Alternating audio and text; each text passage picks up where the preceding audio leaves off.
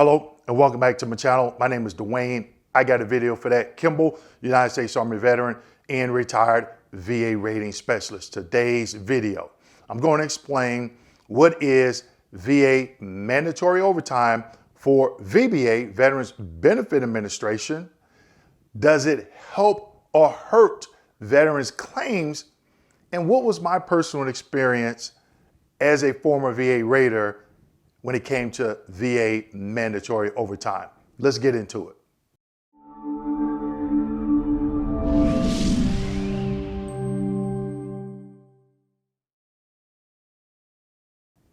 Before we get into today's video, make sure you click the link below and get signed up for my upcoming webinar on August 13th and 14th from 6 p.m.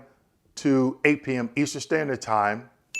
Now, during this webinar, I'm going to be educating you on the VA claims process and dropping a lot of nuggets that will help you win your VA claim. So today's video, what is VA mandatory overtime? Does it help or hurt veterans' claims? And what was my personal experience as a former VA rater with mandatory overtime? So let's start with what is mandatory overtime? Someone at a high level within VA decided, oh, you know what? The backlog is out of control. We need to make overtime mandatory. Now, when I first started as a rater, it would be certain months that they would let people do overtime. It wasn't mandatory. And they would say, okay, during the overtime hours, these are the cases that you need to work. Okay, but someone came up with this grand idea of let's implement mandatory overtime to reduce the backlog. And I think it was maybe 20, I want to say it was 40 hours a month. That's kind of a lot. Or maybe 20 hours. I think it was 20 hours a month that was mandatory, right? So their grand idea was this is going to help reduce the backlog. It did, but not by much. Here's why. People were already working overtime and they wanted everybody to work an X amount of hours. So guess what VA employees did? They didn't want to work overtime and spend time with their families, which is okay. They went to the doctor and they got an excuse, said, hey, for this particular service-connected condition, or I have another condition that will prevent me from working extra hours at work. And guess what? It worked. Those individuals did not work overtime. Now, did other people work the mandatory overtime? Sure, they did. And some of them got permission to work above and beyond the 20 hours because that's what they wanted, okay? Now, when I worked in the private sector in management for food manufacturing companies, I was always taught, use overtime as a last resort, okay? But that mentality doesn't exist within VA management, in my opinion, okay? Now, did it help or hurt veterans' claims? I don't think it did either. Here's why. Because initially on overtime, that work that you completed was not counted against you or counted towards your production goals. So a lot of people worked overtime for the simple fact is like, okay, the most complex claims, I can actually take my time and go through this claim very thoroughly and look at all the information, okay? So I don't see how it helped or hurted veterans' claims other than, some VA employees took those more serious claims that were taking people maybe 2-3 days and they would work those on overtime and they didn't have the stress of, I got to get it done. I got to get it done. I got to get it done. I got to get it done.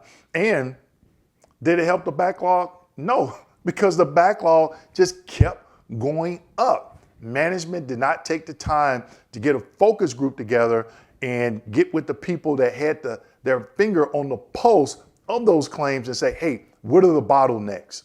What do you need to help reduce the backlog or get these claims out faster? Management said, oh, let's try this, let's try that. And some things worked, but some things didn't work. And mandatory overtime was one of them that didn't work as it pertains to reducing the backlog. So I don't see how it helped veterans claims or hurt them, other than, you know, some of the employees using that time to work those more strenuous claims. Now, my personal experience, it actually helped me and helped the veterans that I was serving. Here's why.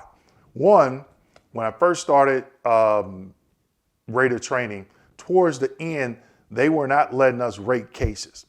They taught us how to request compensation and pension exams, what to look for. When that veteran submitted that 526EZ, I looked at what they were claiming, any evidence, and then went right to the medical records from active duty to see if I could request a C&P exam.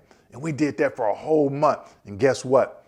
I came in on the weekend and I worked overtime because I really wanted to know how to do this and get proficient at it, okay? Because there, in my opinion, there is a technique, okay? And I got in a good space where I was able to go to that information and say, okay, I can get the veteran a C&P exam for this, this, and this. But it wasn't mandatory, okay?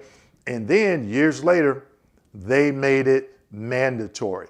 I still worked overtime, and then it got to the point where they wanted more, and they wanted more, and they wanted more. And I was like, oh, nope, stop.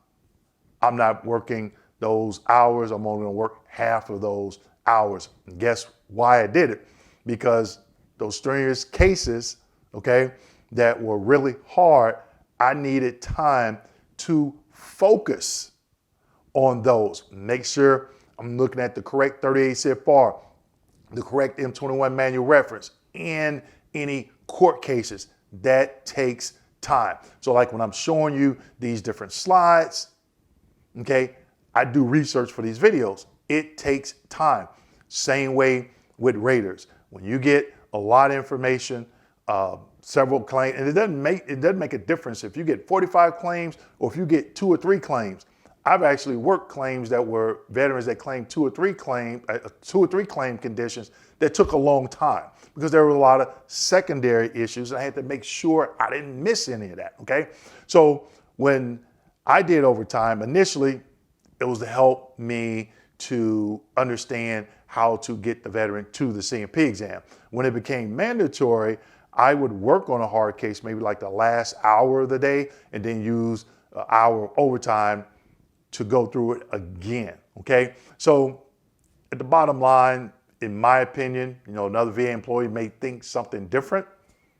I don't think overtime helped or hurt veterans' claims, but some VA employees are on mandatory overtimes at different parts of the year, depending on the management team. So with that being said, make sure you like, subscribe, hit that notification button, and always share this video with your fellow veterans. Thank you.